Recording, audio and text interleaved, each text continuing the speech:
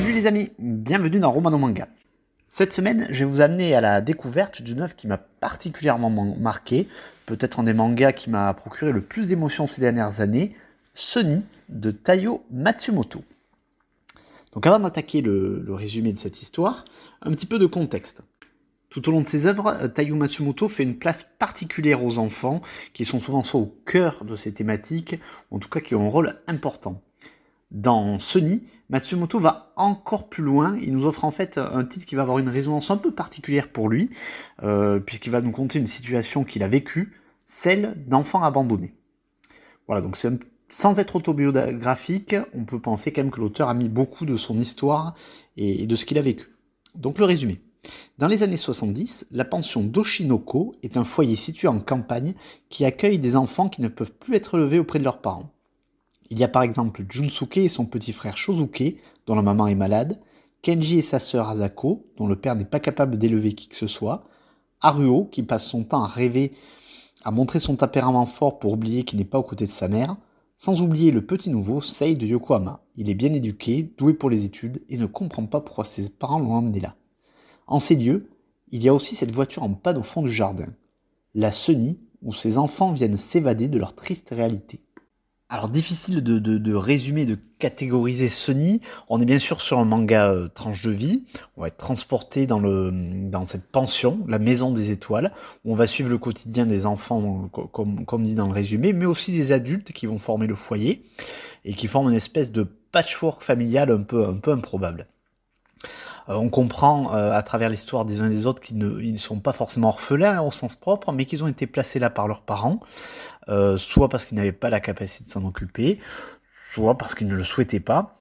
Cette disparité de situation, et bien sûr la différence de caractère de chaque enfant, va entraîner une diversité de réactions importante. Et en fait, l'auteur s'attache à montrer les différents traumatismes, c'est un petit peu l'objet du manga, à travers le quotidien, en faisant partager les émotions, souvent intenses à cet âge-là, donc avec les joies, les peines, les espoirs, la colère, la solitude, mais aussi la solidarité, l'attachement, tout y passe. Que ce soit dans le regard des enfants ou dans celui des adultes, et ce qui est important pour le lecteur, je trouve, c'est aussi d'avoir cette double vision, celle de l'enfance, mais celle des adultes qui les accompagnent.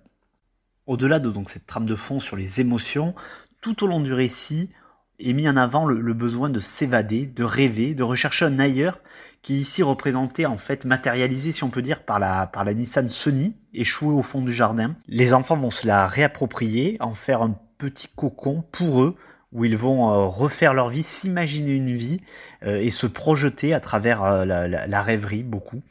Donc c'est un des messages très forts du manga qui est extrêmement bien rendu, c'est le rôle de l'imaginaire, pour les enfants particulièrement. Alors sans jamais tomber dans le pathos, ce qui était quand même un risque au vu du sujet, Sunny c'est quand même une histoire aussi assez simple, et c'est un rappel, chacun de nous, chaque être humain, particulièrement les enfants bien sûr, mais on a envie, on a besoin d'aimer être aimé. Et c'est un message très fort du manga qui est vraiment très très émouvant. Donc au-delà du dessin qui est, comme toujours avec Matsumoto, excellent, particulier mais excellent, il y a une maîtrise vraiment incroyable. J'ai passé des minutes entières à regarder certaines cases où il y a une espèce de perfection, d'osmose. On arrive à ressentir parfaitement les émotions et souvent dans des cases où en fait il n'y a même pas de texte ou de paroles échangées. C'est vraiment du grand art. Donc manga exceptionnel, vous l'aurez compris, d'un auteur qui est tout autant. Sunny est vraiment une œuvre bouleversante que je vous invite à lire absolument. Voilà, je vous souhaite bonne lecture et je vous donne rendez-vous la semaine prochaine. Ciao!